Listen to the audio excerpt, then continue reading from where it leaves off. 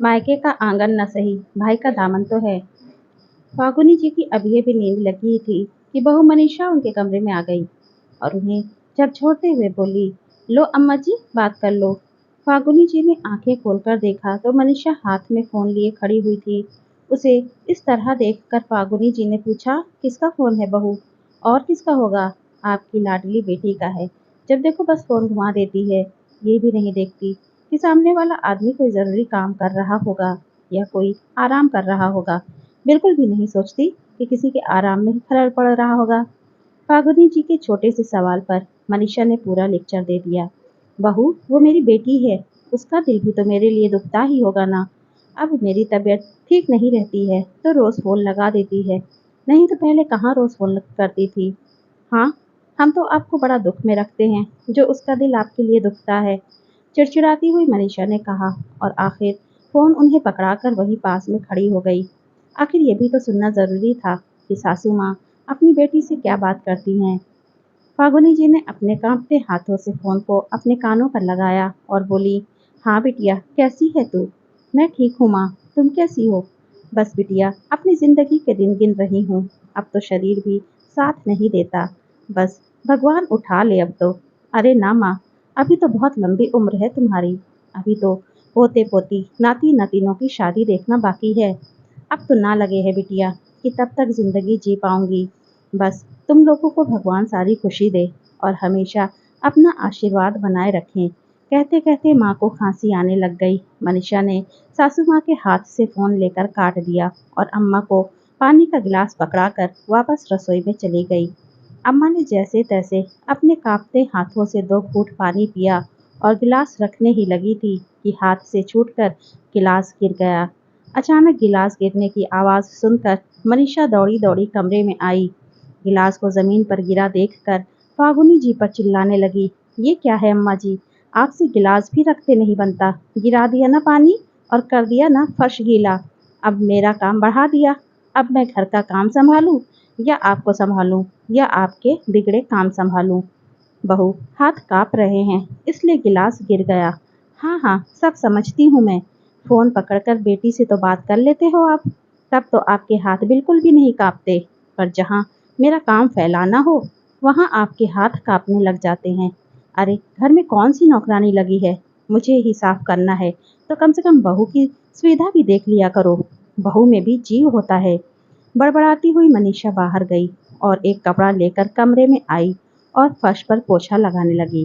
पोछा लगाकर खड़ी हुई और फागुनी जी की तरफ देखकर बोली, आप सो जाइए अब। बिना सासू माँ की प्रतिक्रिया जाने ही मनीषा दरवाजा जोर से पटकती हुई बाहर निकल गई। फागुनी जी एकटक अपनी बहू को देखती रह गईं, पर वो ज्यादा कुछ कह नहीं सकती थी। आखिर रहना तो उन्हें उसी के साथ था। बेटा तो सुबह का गया, शाम को ही घर में आता था। दिन भर तो मनीषा ही होती थी उनके पास, इसलिए उसकी तेज जबान को भी फागुनी जी झेल जाती थी। खैर, मनीषा तो शुरू से ही तेज फागुनी जी ने सब कुछ संभाल लिया। पैसे के मामले में कभी भी फागुनी जी अपने बेटे पर निर्भर नहीं रही। पति की पेंशन का पूरा सहारा था। जब तक फागुनी जी के हाथ पैर चलते थे तो वो अपनी बिटिया प्रिया को खूब बुलाती थी। अपने हाथों से उसकी पसंद की चीजें खुद बनाकर खिलाती थी। बहू अगर चिड़चिड़ करती भी तो सीधा जवाब दे देती थी, कौन से तुम्हारे पति के पैसे खर्च करवा रही हूँ? अभी तो मेरे पति की पेंशन आती है। अगर बेटी पर खर्च करती हूँ तो तुम लोगों पर भी खर्च करती हूँ। वो अकेली आकर खाती है क्या? तुम सब भी तो खा रहे हो, इसलिए हंगामा करने की जरूरत नहीं है। फागुनी जी का जवाब सुनकर मनीषा चुप हो जाती। पर जब से फागुनी जी बिस्तर पर आई हैं, तब से मनीषा का व्यवहार और भी रूखा हो गया है। अब तो फिर भी फागुनी जी लाठी के सहारे उठकर अपने नित्य कर्म कर लेती हैं। नहीं तो जब वो बिस्तर पर अपने कर्मों के लिए दूसरों पर मोहताज हो चुकी थी, उस समय बेटी प्रिया ने ही उसकी सेवा की थी। तब तो मनीषा आसपास भी नहीं फटकती थी। उन 10 दिनों में प्रिया ने इस घर में रहकर फागुनी जी की खूब सेवा की थी। लेकिन जैसे ही फागुनी जी धीरे धीरे लाठी के सहारे खड़ी होने लगी और अपने नित्य कर्म अपने आप ही करने लगी, उसके बाद से ही मनीषा ने अपना व्यवहार प्रिया के प्रति और रूखा कर लिया। आए दिन किसी न किसी बात पर प्रिया से बहस करने लगी थी। छोटी सी बात का बतंगड़ बना देती थी। अब तो फागुनी जी को भी मनीषा की नजरें बड़ी अजीब सी लगती थी। पता नहीं क्यों वो सुबह और रात को सोते समय फागुनी जी के पास जरूर आती थी और उनके गहनों पर सबसे पहले नजर मारती थी। जबकि फागुनी जी ने सिर्फ कानों में सोने के झुमके और पैरों में चांदी की पायल के अलावा कोई गहने नहीं पहन रखे थे। हाथों में लाख की चूड़ियां ही थी। उस दिन करवा चौथ था। प्रिया अपने मायके में ही मौजूद थी। प्रिया अम्मा की तबीयत का सुनकर जल्दबाजी में तो आई थी, तो ढंग के कपड़े भी नहीं लाई थी। तो अम्मा के कहने पर उनकी अलमारी में से उनकी भारी सी साड़ी निकालकर उसने पहन ली। वो साड़ी फागुनी जी के लिए मनीषा के मायके से आई थी। ये देखकर मनीषा गुस्से से आग बबूला हो गई और प्रिया पर चिल्लाने लगी, किससे पूछकर तुमने अम्मा जी की अलमारी खोली? सब जानती हूँ मैं कि इस घर में क्यों रुकी हुई हो। अरे अम्मा की सेवा तो बहाना है, सब कुछ हड़प कर ले जाना चाहती हो अपने साथ, और पता नहीं क्या क्या निकाला होगा अलमारी से। उसकी बात सुनकर प्रिया की आंखों में आंसू आ गए और वो बोली, भाभी माँ ने कहा था इसलिए पहन ली। सब जानती हूँ तुम्हारा तिरिया चरित्र। अम्मा को बातों में फुसलाकर सब कुछ अपने नाम कर लेना चाहती हो। बहू बस कर, क्या बोल रही है, तुझे पता भी है?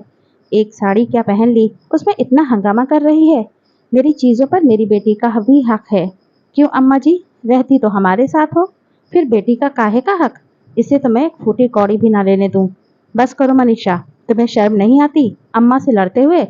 अचानक दीपक ने अंदर आते हुए कहा। दीपक को देखकर मनीषा चुप हो गई, लेकिन घर का माहौल तो खराब ही हो चुका था। ये आए दिन का किस्सा होने लगा था। आखिर फागुनी जी भी कब तक बर्दाश्त करती, खुद ही ऐसी स्थिति में थी कि ज्यादा क्या ही बोलती। इसलिए उन्होंने प्रिया को खुद ही जाने को कह दिया। खैर प्रिया तो बेटी थी, उसे तो अपने ससुराल जाना ही था, इसलिए वो वापस अपने ससुराल चली गई। अब वो फागुनी जी से फोन पर ही बात करती थी। उसमें भी मनीषा चिढ़ जाती थी। कई बार तो वो जानबूझकर बात ही नहीं करवाती थी। खुद से भी कुछ होता नहीं और बेटी प्रिया को भी आने देती नहीं। पता नहीं मन में क्या वहम पाल रखा है।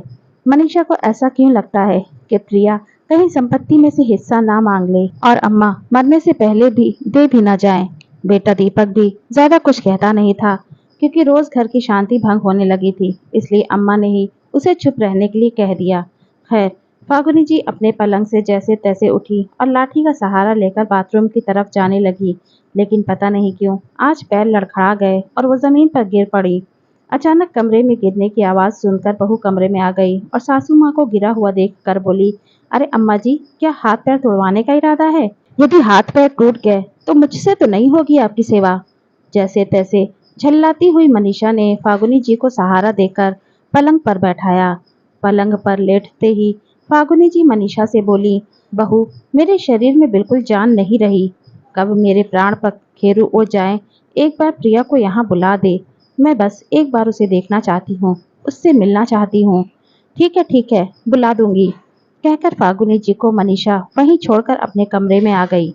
पता नहीं अपनी बेटी को क्या देने के लिए बुला रही है। मैं तो बिल्कुल फोन नहीं करूंगी।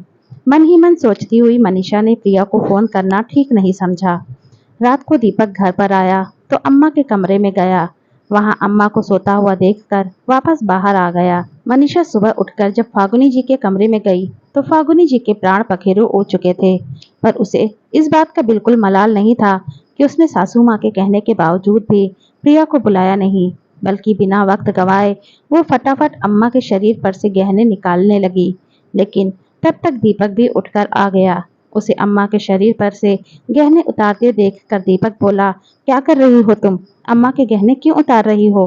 तुम्हें पता है ना, अम्मा को गहने पहनकर रखना बहुत पसंद है। अरे अब काहे की पसंद, अम्मा तो गई।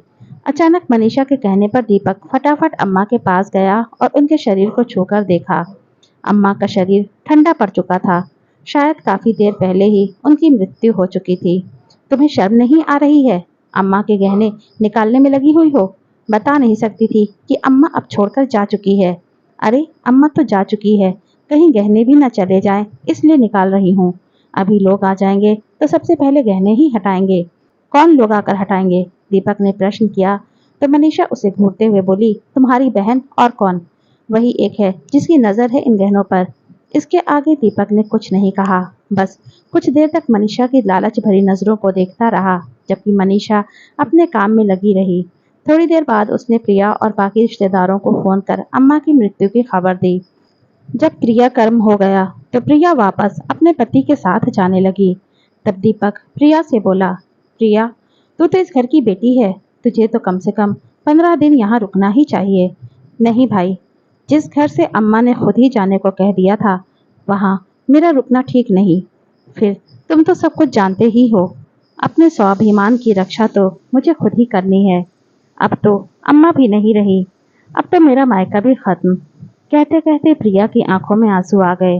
दीपक ने देखा कि मनीषा अपने रिश्तेदारों से घिरी बैठी है, पर एक बार भी उसने प्रिया को सांत्वना नहीं दी। सच, आज वाकई उसकी बहन का मायका खत्म हो रहा था, पर फिर भी दीपक ने भी प्रिया को रोका नहीं। प्रिया अपने पति के साथ बाहर आ गई। दोनों रवाना होने वाले ही थे कि इतने में दीपक फिर प्रिया के पास आया और एक छोटी सी पोटली उसे देखकर बोला, ये अम्मा ने तेरे लिए दिए थे, ये ले जा, ये अम्मा का आशीर्वाद है। उन्होंने खुद अपने हाथों से मुझे दिए थे कि प्रिया को दे देना। और रही बात मकान में हिस्से की, तो नहीं भाई, मुझे कुछ नहीं चाहिए। मैं जानती हूँ कि आपकी स्थिति भी इतनी अच्छी नहीं है, आप तो ये अपने पास ही रखो। पर प्रिया, ये गहने तेरे हैं, इस पर सिर्फ और सिर्फ तेरा हक है। इससे पहले कि तेरी भाभी के साथ रहकर मेरी भी नीयत खराब हो जाए, तो इन्हें ले जा। और रही बात मायके की, तो जरूरी नहीं कि तू यहाँ आए, मैं तेरे पास आ जाऊंगा। तेरे स्वाभिमान को खत्म नहीं होने दूंगा। मायके का आंगन न सही, भाई का दामन तो है। अपने भाई दीपक की बात सुनकर प्रिया उसके गले लगकर फूट फूट कर रोई। कुछ देर बाद जब मन हल्का हुआ, तब भाई से विदा लेकर प्रिया वहां से रवाना हो गई। वो दिन था और आज का दिन है। प्रिया कभी अपने मायके नहीं गई। हाँ, दीपक हर रक्षाबंधन और भाई दूज पर खुद ही अपनी बहन के घर पर आ जाता है। हालांकि मनीषा ने इस पर भी काफी हंगामा किया था, पर दीपक एक कान से सुनकर दूसरे कान से निकाल देता, तो मनीषा धीरे धीरे अपने आप ही चुप हो गई। और रही बात गहनों की, तो मनीषा उन गहनों के लिए अपना सर पीटती रह गई। जब दीपक ने उसे ये बताया कि अम्मा ने मकान बेटे के नाम तो गहने बेटी के नाम किए थे, और गहने उसने खुद प्रिया को दे दिए। दोस्तों, प्रिया ने मायके में दोबारा कदम ना रखकर सही किया या गलत, अपनी राय हमें कमेंट बॉक्स में जरूर दीजिए। और वीडियो अच्छी लगी हो तो प्लीज इसे लाइक कीजिए, शेयर कीजिए, और चैनल को अभी तक सब्सक्राइब नहीं किया है तो प्लीज चैनल को सब्सक्राइब कीजिए। Thanks for watching.